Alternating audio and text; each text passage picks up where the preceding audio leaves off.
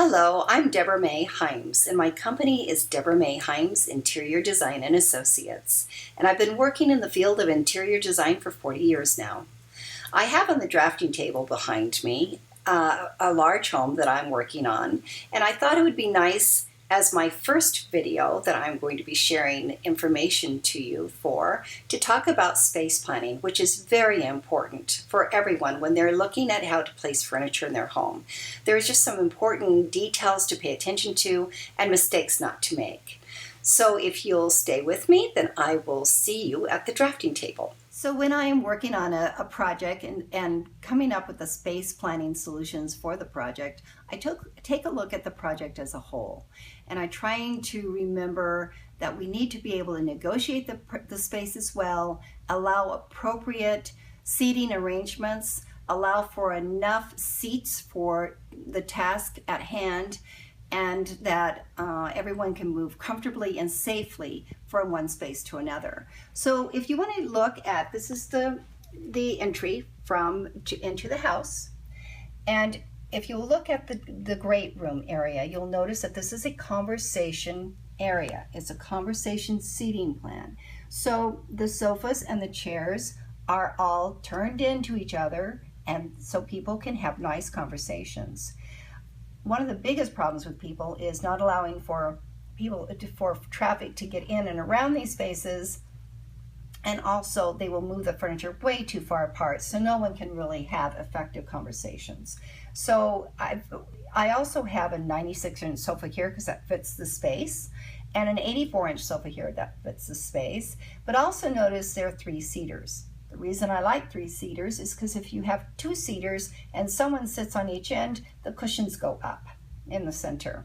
So I prefer 3-seater sofas or one solid cushion.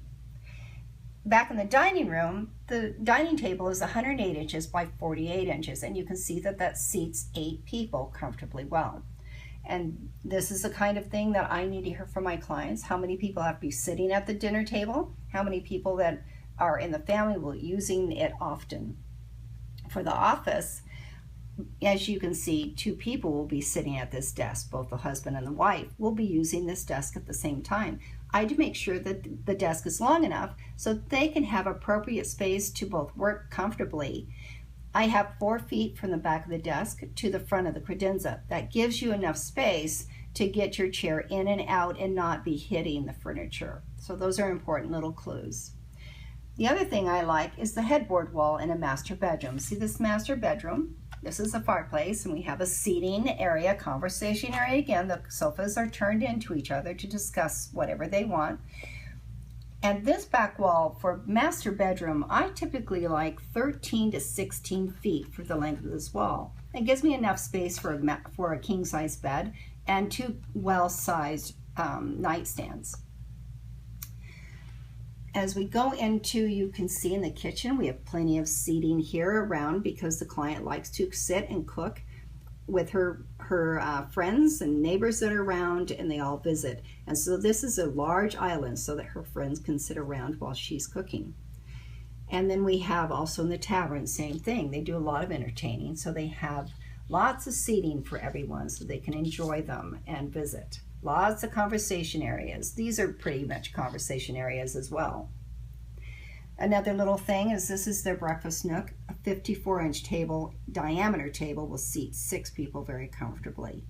And if you notice in the secondary bedrooms, we don't have as much space because usually these are guests or children, so the nightstands are smaller. But you do need to make sure you have enough space for at least a 24-inch, preferably a 30-inch nightstand along with your bed.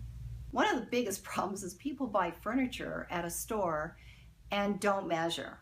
And the furniture looks fine in the store because it's in a huge showroom. And once they take the furniture home, it seems to grow on the way because now you're in a smaller space, you're in your home. So always measure before you purchase anything. You know if it's going to fit. I have clients that actually cut out once I tell them what we're going to be purchasing, they want to make sure they feel better about it, so they cut out sizes out of newspaper and sit it on the floor and make sure that it fits. So without a designer, if you're doing this on your own, that might be a good tip for you. Place the sizes of furniture that you're going to have out of newspaper or something, and then you can see that you have enough room, and room to get around, room to navigate through the spaces, and that it's safe and appropriate for people won't stumble into it at night when they're trying to get around the house or whatever. So we just have to make sure that we take care of our health, safety, and welfare of everybody. So thank you again for tuning into this talk on space planning. I hope I've given you some good tips and some good help. And I look forward to seeing you again next time when I speak on another topic. And if you're interested, you can check out my website at dmhdesign.com. Thank you for joining me today.